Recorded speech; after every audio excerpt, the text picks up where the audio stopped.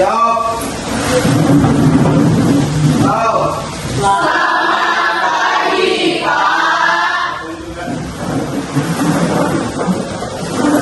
Sebelum kita mulai kegiatan pembelajaran kita hari ini, kita tolong satu orang untuk berdoa terlebih dahulu. Sebelum kita mulai pelajaran kita, marilah kita berdoa menurut agama dan kepercayaan kita masing-masing. Berdoa mulai.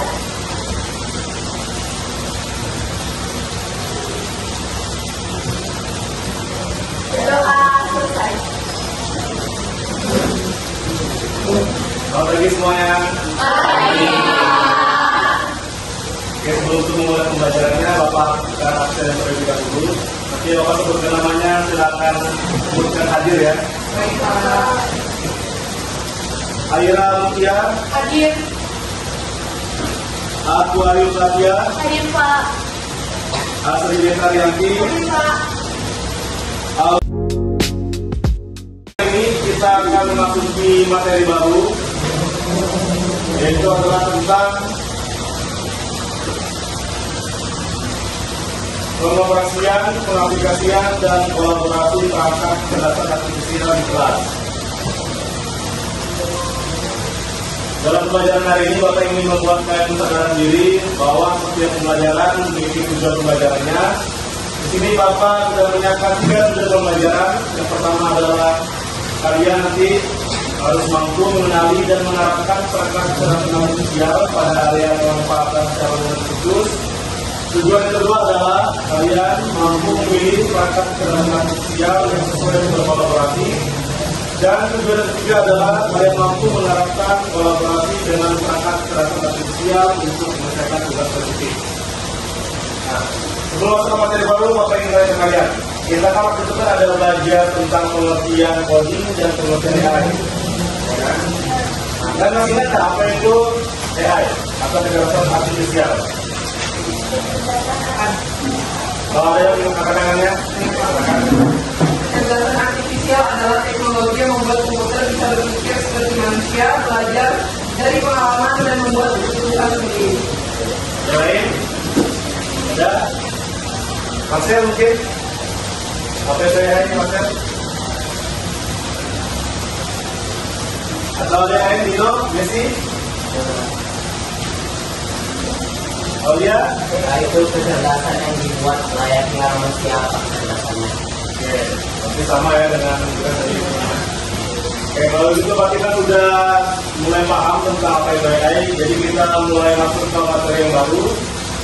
Masuk materi baru ini kita akan mempelajari eksplorasi jenis-jenis perangkat AI. Di sini Bapak bagi ada 4. Yang pertama adalah AI berbasis teks, AI berbasis gambar, AI berbasis suara, dan area penempatan AI.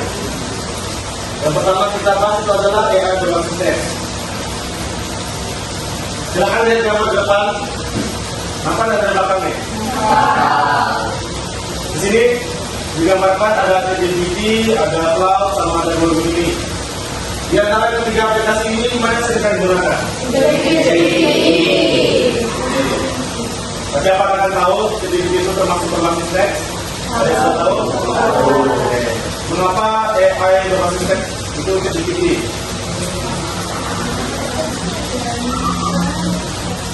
Karena dia nggak scroll. Terus apa lagi? Mengapa ChatGPT itu termasuk AI berbasis teks? Karena ia berbasis teks. Nah, ini kata tulisan Pak. Nah, tapi cara intinya adalah karena jenis AI yang ini adalah dirancang untuk memahami, menghasilkan atau merespon informasi dalam bentuk teks seperti percakapan, artikel, atau percakapan tulis. Pertama, kalian pasti mencari jawaban itu menggunakan AI, benar nggak? Benar. Mengapa kalian mencari jawaban menggunakan AI? Oke, setelah Bapak memberikan teori, kali kita akan mengerjakan tugas. Nah, tugasnya tugas kelompok. Jadi nanti agar tidak terlalu lama, silakan kalian berkelompok sesuai dengan barisan aja ya. Oke, Pak. Ya, kan?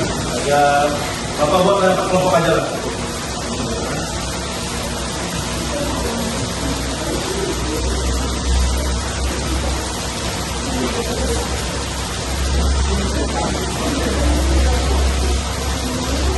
Jadi Jadi nanti kalian akan membandingkan 3 platform AI, yaitu ada AI, kemudian ada Google Gemini, ada ChatGPT. Nanti akan mendapat fungsi, kelebihan sama kekurangannya. Baik, Pak. Ini apa? Jadi tugasnya adalah kalian yang pertama mencari fungsi dulu yang AI-nya, kelebihan sama kekurangannya. Kemudian nanti ada soal diskusi di bawahnya. Silakan kalian kerjakan mengikuti dengan topik yang sudah Bapak berikan. Misalnya kita ada prompt, jadi kalian nanti silakan ketik prompt yang ini di depan. Kemudian kalian ketik di 3 aplikasi AI-nya. Kemudian kalian bandingkan dan sesuaikan dengan pertanyaannya. Di sini dikatakan informasi mana yang terbagus.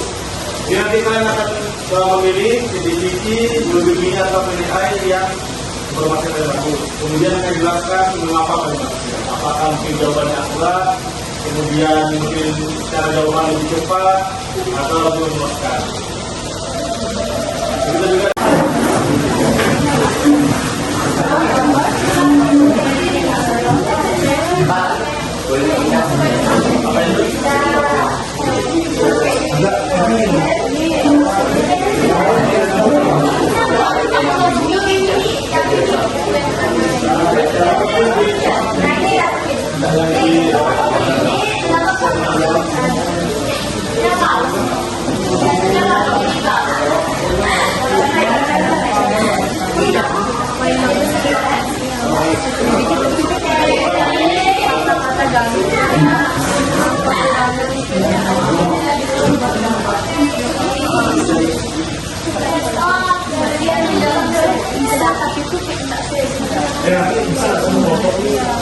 Kita juga dokternya yang diskusi ya. Oh, kita diskusi. Diskusi. Selamat pagi semuanya. Pagi. Oke, jadi kami dari kelompok 1 akan mempresentasikan hasil diskusi kami tentang 3 aplikasi AI, yaitu Gemini AI, Qwen AI, dan ChatGPT. Sebelum kami memulai presentasi kita, izinkan kami untuk memperkenalkan diri. Saya Lovidan Ismail, saya Arya Mulia, saya Sinela Cahaya, saya Jennifer Alis. Oke, sebelum kami memulai presentasi kami pada pagi hari ini, kami ada menyiapkan satu slogan.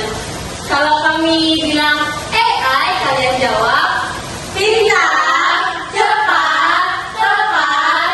AI jawabannya bisa. Semuanya berdiri.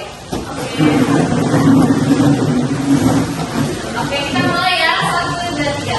AI pintar, cepat, tepat.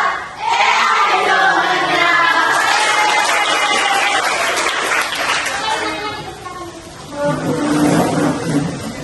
Jadi setelah kami coba masing-masing ketiga aplikasi AI ini, Qwen AI, Gemini, dan ChatGPT, informasi mana yang paling bagus dan mengapa. Nah, hasil diskusi kami yaitu Gemini AI, karena di Gemini AI ini penjelasannya lebih rinci dan menarik untuk dibaca, serta gambarnya itu lebih menarik. Kami sudah mencoba untuk membuat prompt gambar, dan hasil gambarnya menurut kami dari ketiga aplikasi tersebut, Gemini AI yang paling realistis gambarnya dan lebih menarik itu. Lalu untuk kedua, apa kekurangan dari masing-masing jawaban? Jadi menurut kami ChatGPT kurang cepat dibandingkan AI lainnya. Kalau ChatGPT ini kayak loadingnya lama, sedangkan Gemini AI dan Qwen itu lebih cepat ya. Nah, yang ketiga, platform mana yang paling membantu dan kenapa? Menurut kami dari Gemini AI, karena Gemini AI ini informasinya lebih rinci dan memakai istilah yang menarik.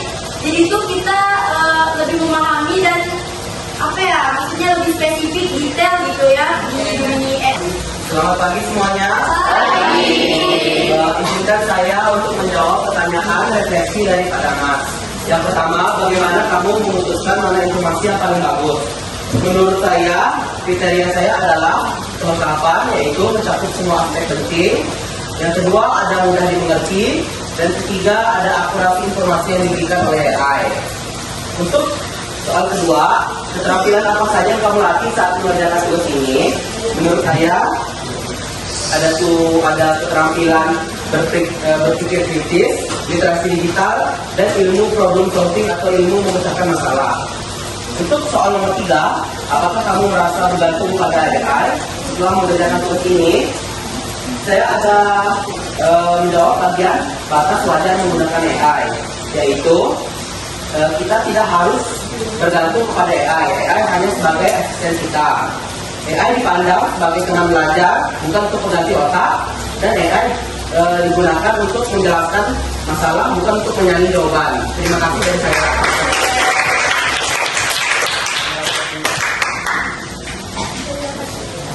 Setelah mendengar jawaban revisi dari salah satu kawan kita, ini silakan kalian revisi lagi di rumah, jawaban kita akan catat.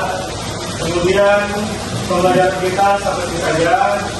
Untuk pertemuan berikutnya nanti kita akan memasuki materi baru, dan silakan di rumah dulu buku-bukunya.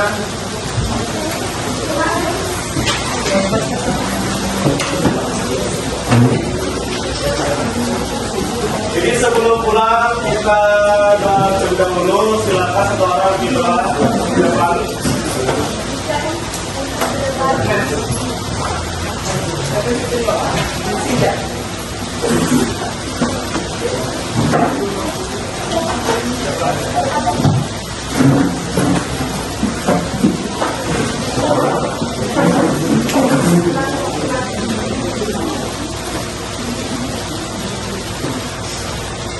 Teman-teman, sebelum kita pulang ke rumah kita masing-masing, ada baiknya kita berdoa.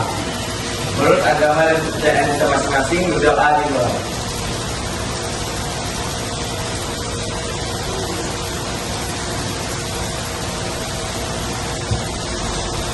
Doa selesai.